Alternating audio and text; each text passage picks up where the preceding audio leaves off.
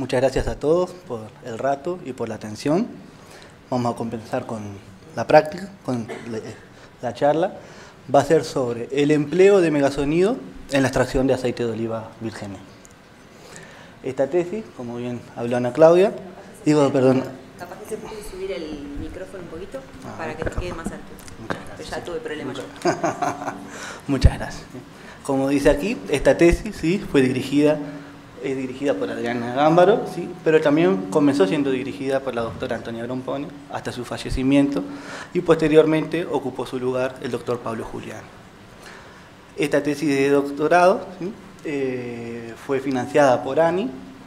Y también, si bien la llevo a cabo en Facultad de Química, también contó con el apoyo desde Australia de la organización CESAR. Para empezar con la presentación, les quiero definir aquí cómo el COI, que ya habló Adriana, que es el Consejo Oleícola Internacional, ¿sí? Que como quizás en el día de hoy ya habrán escuchado quién es el COI, ¿sí? Que es quien regula todo lo que tiene que ver con la comercialización de los aceites y con la calidad de los mismos. Bien, y el COI define al aceite de oliva como el aceite procedente únicamente del fruto del olivo, con exclusión de los aceites obtenidos por extracción con solventes o por procedimientos de resterificación y de toda mezcla con aceites de otra naturaleza. O sea que a mí ya con esta primera definición, a mí el COI ya me está diciendo de dónde tiene que ser la procedencia de ese aceite, de dónde tiene que ser, cómo tiene que ser la genuinidad de ese aceite. ¿Bien? Son definiciones que quiero mostrar para lo que viene a continuación. También el COI define lo que son los aceites de oliva vírgenes. ¿Bien? Y los define como, porque justamente por su forma de extracción los aceites se pueden considerar que son vírgenes. ¿Cómo los define el COI a los aceites vírgenes? Bueno, como los aceites obtenidos del fruto del olivo únicamente por procedimientos mecánicos o por otros medios físicos en condiciones puramente térmicas que no produzcan la alteración del aceite, que no haya tenido más tratamiento que el lavado, la centrifugación, la filtración y la decantación. O sea que a mí ya con esta definición el COI ya me dijo cómo tengo que hacer yo cada una de las etapas del proceso para poder decir que ese aceite es de calidad virgen. ¿Bien? Pero, como todo, esos aceites obtenidos, una vez yo voy a tener que efectivamente verificar su calidad. Y en función de esa, la calidad de los aceites de oliva vírgenes se define con el análisis sensorial y el análisis químico. ¿Sí? Y aquí les presento las 4 categorías de calidad para lo que es el aceite de oliva virgen. La calidad máxima, que es la calidad de virgen extra, bueno, ¿cómo se obtiene? Bueno, con una mediana de defecto igual a 0, o sea, que no haya defectos sensoriales que se puedan percibir en el aceite, que tenga un frutado positivo, y para los análisis químicos, para la acidez, el índice de peróxidos y los coeficientes de extinción en el ultravioleta, K232 y K270, bueno, cada uno tiene su límite y estando por debajo de ese límite, yo puedo decir que el aceite de oliva es de calidad virgen extra. Conforme yo tengo un desperfecto en el proceso, la calidad va a ir disminuyendo, ¿tá? Ya sea o por lo sensorial o por lo químico, y va a ir disminuyendo desde virgen extra a virgen, virgen corriente y virgen lampante. El aceite virgen lampante, todos vigilamos la calidad porque justamente es un aceite que no se considera que es apto para el consumo humano y tiene que ser refinado. Así que ya con esta tabla vemos la importancia que tiene el porqué, la necesidad de tener que vigilar la calidad de los aceites de oliva. Aquí presento el proceso de extracción, para quienes no lo conocen, pero seguro que acá todos los presentes lo conocen. Y consta de estas etapas, ¿sí? Que son la alimentación de las aceitunas, ¿sí? Por medio de una tolva, que posteriormente son procesadas en el molino de martillo, donde se tritura hasta el carozo. Esa pasta que se obtiene es batida en el batidor a un tiempo y temperatura controlada, de manera de garantizar que el encuentro de las gotitas de aceite, una vez que nosotros rompimos la estructura de la aceituna y se libera el aceite al medio. Con el termobatido, nosotros ¿qué buscamos? Hacer que esas gotitas de aceite se encuentren unas con otras, formen entidades más grandes y poder posteriormente, mediante el empleo de la centrífuga, separar el aceite de las demás fases. Pero, como todo, cada proceso tiene su particularidad. Y en el proceso de extracción de aceite de oliva, el batido es la etapa más importante del proceso. ¿Por qué? Porque justamente nosotros tenemos esa pasta de aceitunas que obtuvimos, la vamos a tener batiendo entre 30 y 50 minutos alrededor, ¿sí? Es lo que se recomienda para asegurar una buena recuperación de aceite. Pero también tiene el tema de que este termobatido insume cerca de la mitad del proceso, porque si nos ponemos a mirar, en la transparencia anterior tenemos la alimentación de las aceitunas en forma continua, el molino que también tritura en forma continua y el centrifugado también se realiza de manera continua. La etapa de batido hoy en día es la única etapa que se elabora en forma discontinua o batch. Bien. Pero ¿qué problemática grande tiene el tema de la extracción de aceite de oliva? Bueno, primero que nada está el tema de las pérdidas, como dice aquí, las pérdidas de aceite en el orujo. Por ser un proceso de extracción virgen en el cual no hay temperaturas altas empleadas, no hay ningún solvente que se utilice, ¿sí? Yo nunca voy a poder hacer una extracción 100% efectiva. Siempre de por sí voy a tener una mínima pérdida de aceite en el orujo. Lo que quienes están a cargo del proceso, ¿sí? Los maestros de almazara o a cargo del proceso de extracción, lo único que pueden hacer es jugar conociendo las variables del proceso para asegurar y optimizar y obtener la mejor recuperación de aceite, ¿sí? Y disminuir esas pérdidas del orujo, pero siempre las hay. Otra cosa que pasa mucho es la formación de pastas difíciles. Son pastas de aceituna que se considera que cuando tienen una humedad superior al 50%, son pastas que van a tender a formar emulsión, ¿sí? ¿Qué es lo que pasa? Bueno, durante el batido, ¿sí? Por ese exceso de agua que tienen, el aceite se puede emulsionar con el agua durante el batido y yo, por más que intente hacer un batido efectivo, ¿sí? Voy a tener esas pérdidas de aceite emulsionado en la etapa de centrifugado. Y eso también complica porque es aceite, vamos a decir, con un valor útil que no lo voy a poder estar obteniendo. Y por otro lado también está el tema de la heterogeneidad de la pasta. ¿Sí? Porque en esa pasta de aceitunas que nosotros obtuvimos tenemos piel, tenemos carozo, ¿sí? Tenemos la pulpa, tenemos agua y tenemos el aceite que queremos obtener. Entonces muchas veces sucede de que no se logra una temperatura uniforme en el batidor, ¿sí? Y es nada más por esa composición tan heterogénea que hay en el medio, ¿sí? Entonces, ¿qué puede pasar? Puede pasar de que no haya una única temperatura en el reactor de batido, ¿sí? Y yo tenga zonas con diferentes gradientes de temperatura. Lo que más complica es el caso de que haya un exceso de temperatura en el batido, ¿sí? Porque para recordarles todo, siempre recomendamos no superar los 30 grados de temperatura en el batido para asegurar así la calidad del aceite final. Entonces, a partir de estas dificultades es que resultó interesante con mi tesis de doctorado estudiar las posibles mejoras que puede haber en el rendimiento y en la calidad de los aceites de oliva obtenidos por el empleo de megasonido, ¿sí? Incluso también con esta tesis lo que se quiso explorar fue ver si había alguna manera de optimizar o mejorar el proceso de extracción. Entonces, para esto primero voy a tener que definir lo que es el megasonido, ¿sí? Para no asustarlos a todos, y para eso voy a tener que hablar del ultrasonido.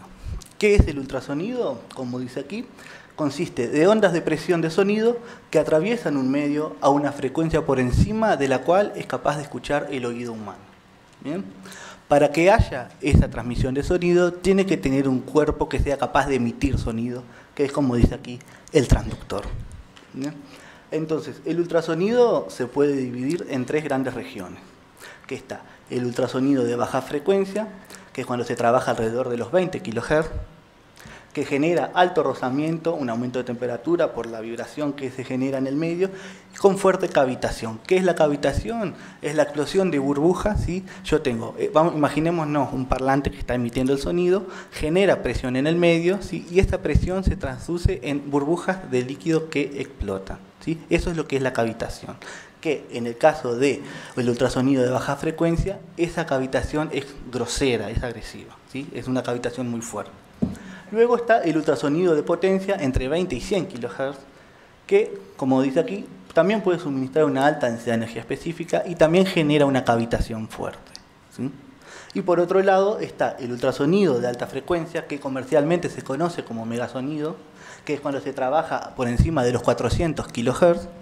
Y bueno, y este tipo de ultrasonido genera una baja cavitación. Esa explosión que estaba hablando de las burbujas es mucho más suave, ¿sí?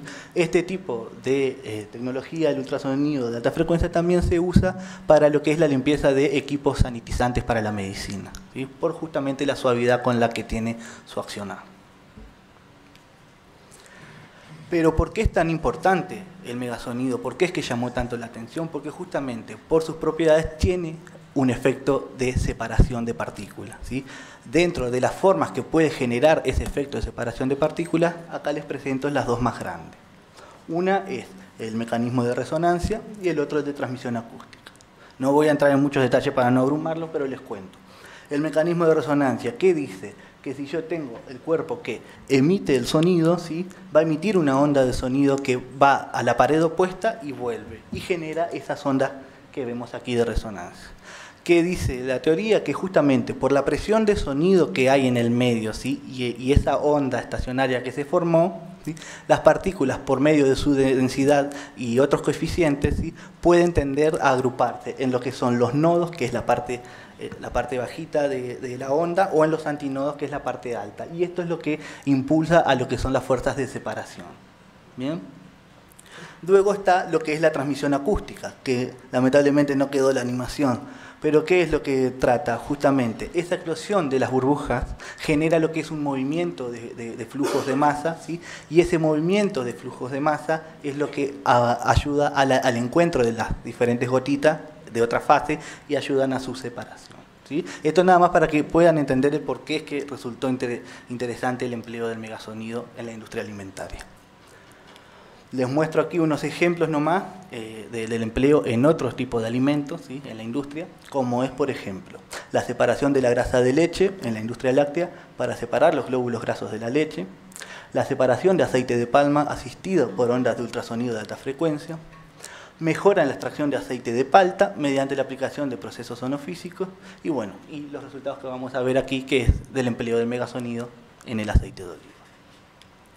Ya nos vamos a ir metiendo. Bueno, ¿qué pruebas hicimos? Bueno, como ven aquí, aquí está representado todo el equipo, donde está el recipiente contenedor con el transductor adentro, que en la otra imagen se puede ver un poco más claro. El transductor, ¿sí? Esa cara que vemos hacia nosotros es la cara por donde se emitiría el sonido, ¿sí? Por donde el ultrasonido haría la transmisión del sonido.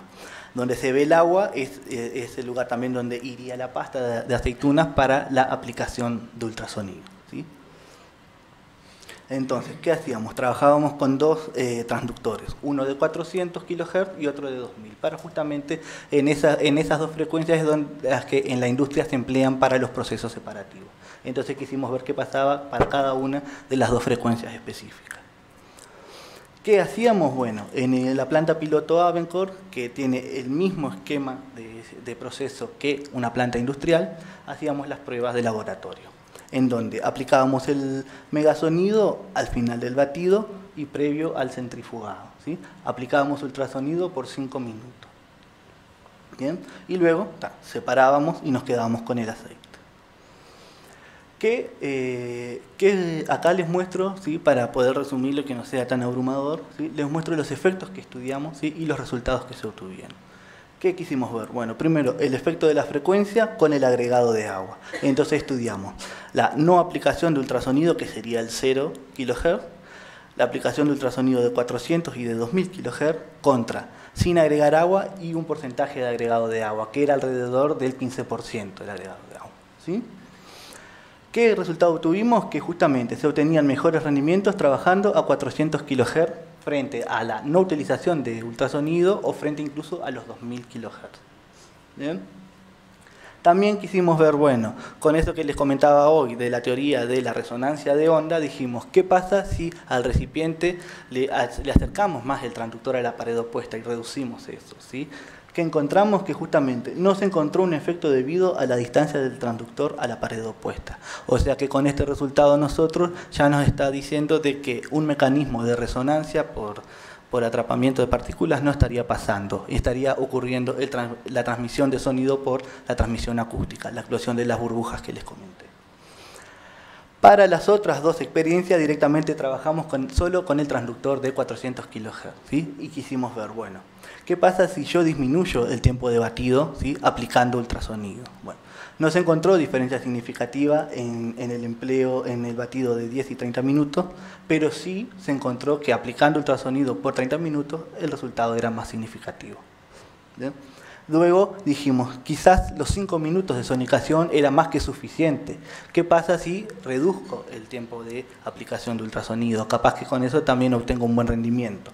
¿Qué encontramos? Que no, que justamente aplicando con los 5 minutos era con el que se obtenía el mejor resultado. ¿Bien? Y por último está el tema del nivel de potencia. ¿Por qué? Porque estamos trabajando con dispositivos que consumen energía y después a lo que es todo el diseño de la planta y el consumo de la planta también aporta a lo que es, ¿no? Entonces quisimos ver qué pasa si en vez de trabajar al 100% de la potencia trabajábamos a la mitad, ¿sí? Y este resultado fue positivo porque encontramos que no hay un efecto en cuanto a la potencia, por lo que también se podría trabajar a una potencia más baja. Esto fue ¿para qué? Para ver qué variables del proceso nosotros podemos afectar o no con la aplicación de megasonido y bueno, ver qué podemos optimizar del proceso.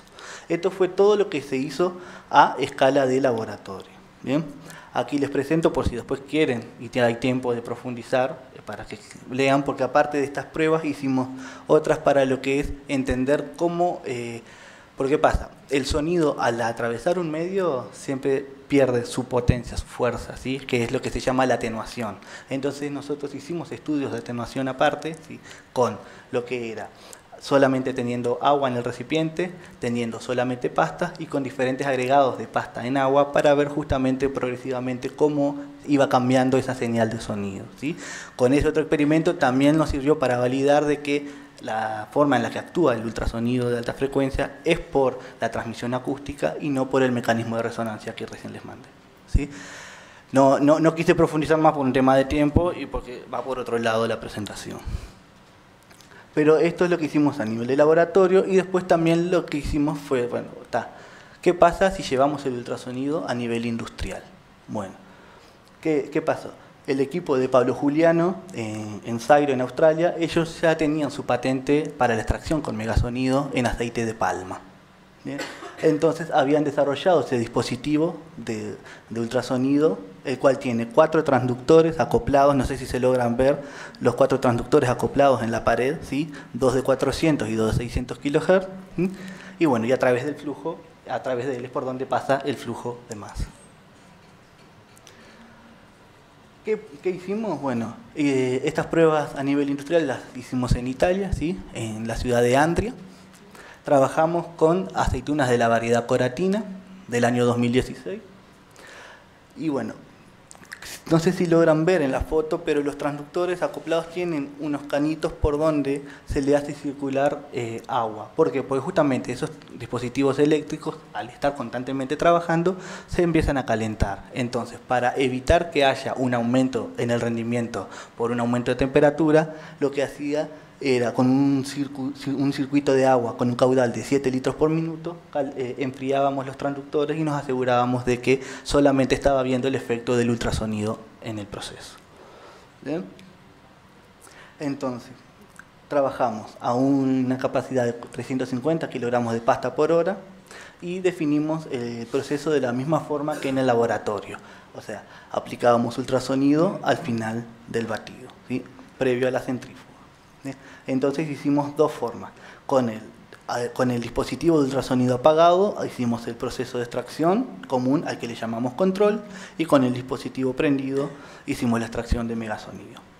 Una cosa que no les comenté es que el flujo era en contracorriente, porque entraba desde abajo y salía por arriba. ¿Para qué? Para justamente de esa forma, por la forma del recipiente, evitar la precipitación de carozos, ¿sí? Que después dificulta el flujo de masa.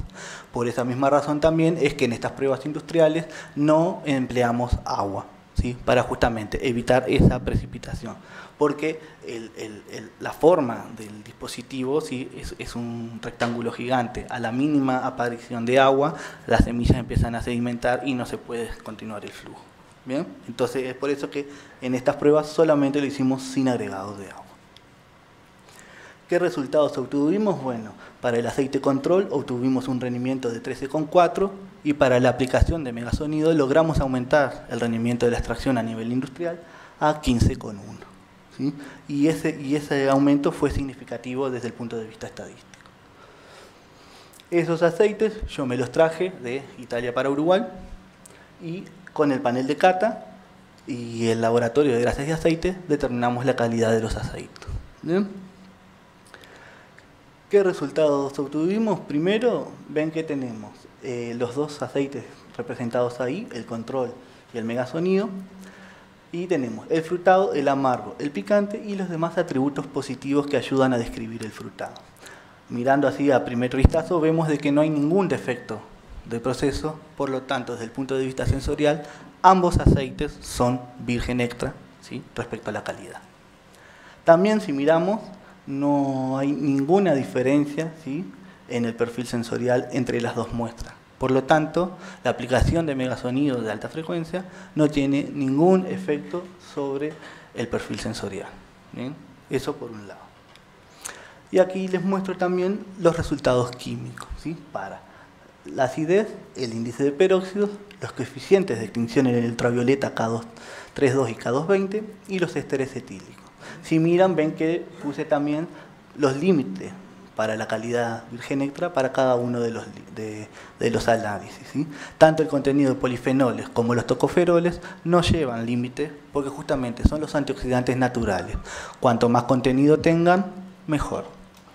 Si miramos rápidamente, para todos los análisis se dio que están por debajo del límite de calidad, por lo tanto ambos aceites también pertenecen a la calidad virgen extra para los análisis químicos que se hicieron, ¿sí?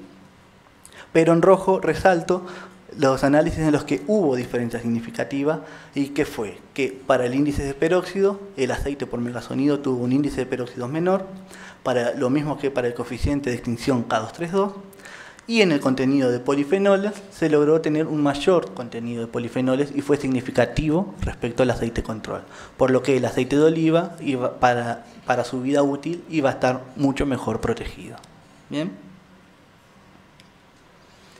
Aquí presento también el paper con estos resultados, donde también aparte anexamos el resultado de la vida útil de los aceites porque hicimos el estudio durante un año.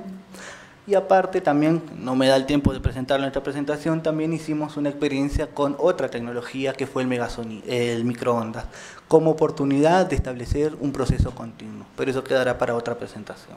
¿Ven?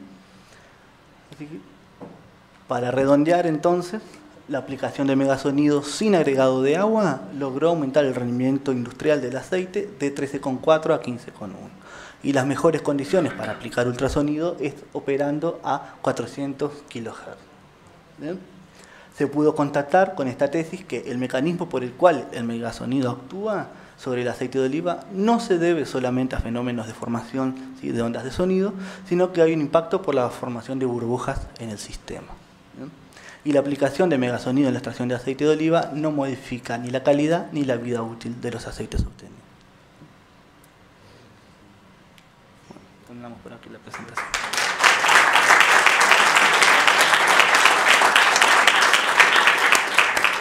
Muchas gracias, Miguel. ¿Preguntas? Vamos, anímense.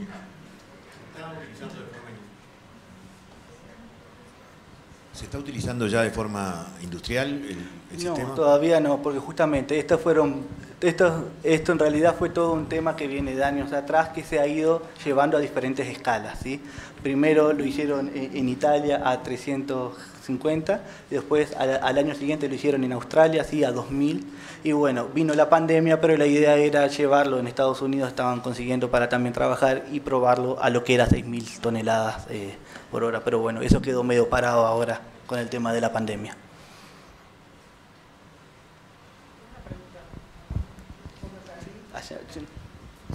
No, te quería preguntar si el dispositivo se acopla directamente en un almazara existente o hay que establecerlo desde cero. No, hay que, porque justamente ese equipo ya fue diseñado y hay todo un sistema de ingeniería que fue un equipo de ingeniería que fueron los que hicieron el diseño, justamente. Si cada posición estaba garantizada, porque eso mismo que yo les hablaba hoy, que aplicaba 5 minutos, estaba todo dispuesto para que en el flujo que pasa de fluido a lo largo del reactor también se garantice el mismo tiempo de aplicación.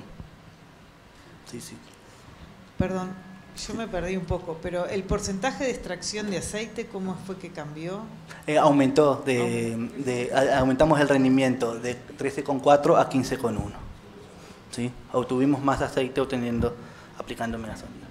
Miguel, sí. Una pregunta. La temperatura del agua la temperatura del agua que se ponía en el equipo. Para controlar el caudal, para enfriar los transductores, sí. Sí. ¿Qué temperatura? ¿Bajaba la temperatura o era...? La verdad que no medíamos la temperatura ahí, pero lo que sí medíamos era la temperatura en la pared del transductor para asegurarnos de que no se levantara. ¿Sí? ¿Y cuánto era eso? Y la pared del transductor, la verdad no recuerdo ahora, pero teníamos... ¿Por debajo de 30? Sí, no, evitábamos eso. Mismo yo, una cosa que no comenté en la presentación, es que eso que pasaba en continuo también me pasaba a mí en el Avencore, ¿no? Entonces yo aplicaba, esos 5 minutos de aplicación de ultrasonido en realidad eran de a 1 minuto. Aplicaba 1 minuto y retiraba el dispositivo para justamente que no se calentara y me transmitiera la temperatura ahí. Y ahí yo lo medía y no me llegaba a 30 grados. En el minuto que yo aplicaba, ¿sí? Ok, gracias.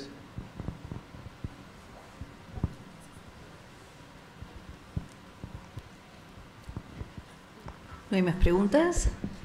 Por el chat, ¿no? ¿No vieron ninguna? Me llama la atención, ¿nadie pregunta por el costo? ¿Qué? Pero... No, justamente, ¿qué pasa? Esos dispositivos, cada uno cuesta alrededor de $5.000, ¿sí? Pero el tema está después también el diseño del reactor grande, que eso llevará otros costos. Pero lo que siempre comentaron es que en las plantas donde lo probaron, ¿sí? Ellos hacían cálculos y el costo de la inversión lo recuperaban entre 3 y a los 5 años. Pero sí, también depende, bueno, entran muchas variables, ¿no? Porque importa también el nivel de la planta, o sea, cuántas toneladas trabaja y eso, ¿no? También eso va a hacer que haya una recuperación o no. Por ejemplo, en Malasia, que si bien no es en aceite de oliva, es en aceite de palma, lo tenían a 1.000 kilogramos por hora la patente, a 1 tonelada.